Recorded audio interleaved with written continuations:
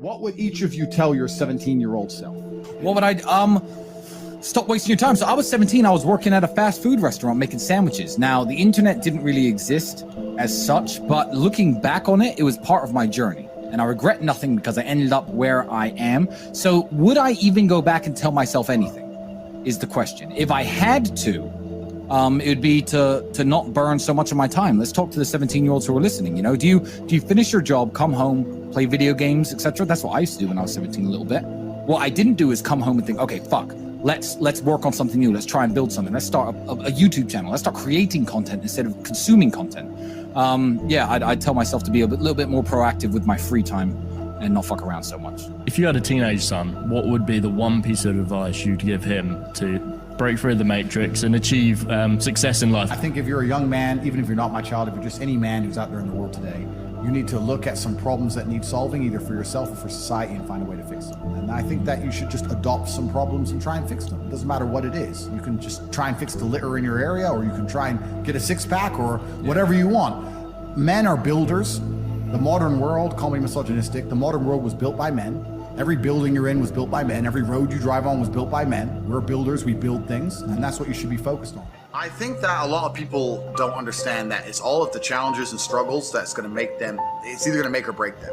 It's how you look at the problems and how you use them to fuel you. So what you have to do is frame it inside of your mind and understand that all of those problems are going to allow you, give you the fuel, the unlimited motivation that you need to become a successful and beautiful individual, if you frame it in the right way. If you take a man and give him a life shielded from problems that he never has any to face, I guarantee you he's terrible at being a man. The best men in the world have gone through shit. That's why women love scars, because it didn't kill you. That's the whole point of it, right? So the best thing you can do as a man is look and go, okay, this is hard, this is hard, this is hard, this is hard. I feel negative because these are all so difficult. I'm struggling with X, Y, Z. Let me internalize all of that and turn it into a superpower. Let me become genuinely uncomfortable with my situation in life and go and fix things. Because, like I said, the universe is absolutely and utterly very giving. And if you truly hated being in the position you were in, you wouldn't be there very long.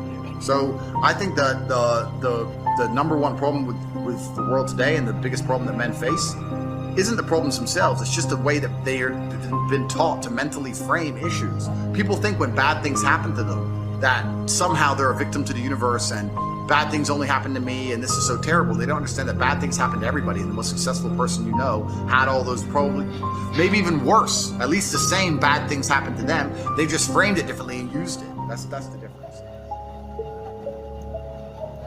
For those of you who do want to learn, who want to level up, I created the black moment.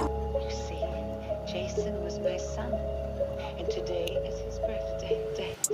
Now, I'm not saying you want to be the type of asshole out there picking fights, because typically people that pick fights are insecure, they don't know how to fight, and they're used to bullying people.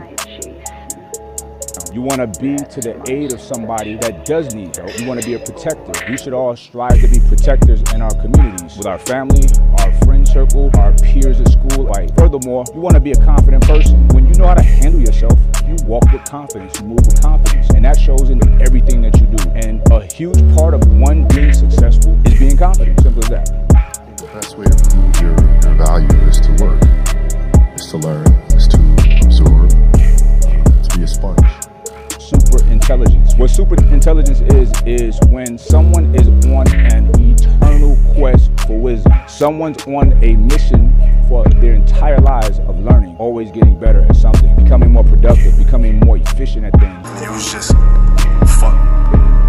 Everything. Have a high degree of emotional intelligence and emotional resilience. I had all this pent up frustration I just needed to let out. First and foremost, you don't want to react to anything, okay? Having emotional intelligence and resilience will prevent you from being a reactionary person. You want to be a person of routine. When you have routines in place, you don't react. Discipline. If you do not have discipline yet, right, and you desire discipline, you create discipline by creating a routine, a ritual, a schedule, and you stick into that every day. Stick to, be faithful to your routine, and that's how discipline comes.